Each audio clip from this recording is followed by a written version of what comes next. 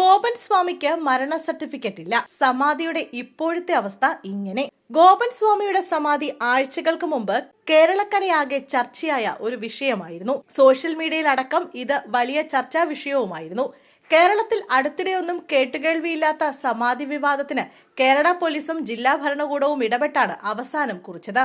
മക്കൾ ഒരുക്കിയ സമാധി പീഠം പൊളിച്ച് മൃതദേഹം പോസ്റ്റ്മോർട്ടം ചെയ്യുകയായിരുന്നു. പിന്നീട് ഹൈന്ദവ സംഘടനകളുടെ പിന്തുണയോടെ മക്കൾ വീണ്ടും സമാധിയിരുത്തുകയായിരുന്നു.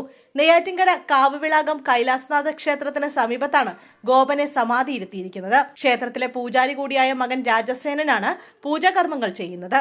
തന്റെ അച്ഛൻ ഗോപൻ സ്വാമി അല്ലെന്നും ദൈവമാണെന്നും മകൻ രാജസേനൻ പറയുന്നു.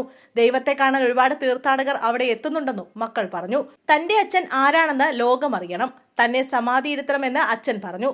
അങ്ങനെ ചെയ്തതുകൊണ്ട് മാത്രമാണ് അച്ഛനെ ലോകമറിഞ്ഞത്. ഒരുപാട് തീർത്ഥാടകർ ഇപ്പോൾ ഇവിടെ എത്തുന്നുണ്ട്, ദൂരസ്ഥലങ്ങളിൽ നിന്നും എത്തുന്നുണ്ട്. ഭഗവാൻ എന്താണോ നിശ്ചയിക്കുന്നത് തീർച്ചയായും അത് നടന്നിരിക്കും.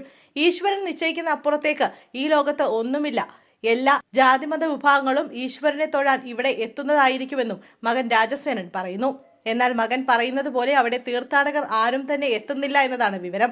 രണ്ടാമത് സംസ്കാരം നടന്ന ചടങ്ങുകൾക്ക് കുറച്ച് ഹിന്ദു സംഘടനകളുടെ സാന്നിധ്യം ഉണ്ടെന്നൊഴിച്ചാൽ മലയാളികളും സോഷ്യൽ മീഡിയയും ഗോപനെയും സമാധിയെയും മറന്ന മട്ടാണ്.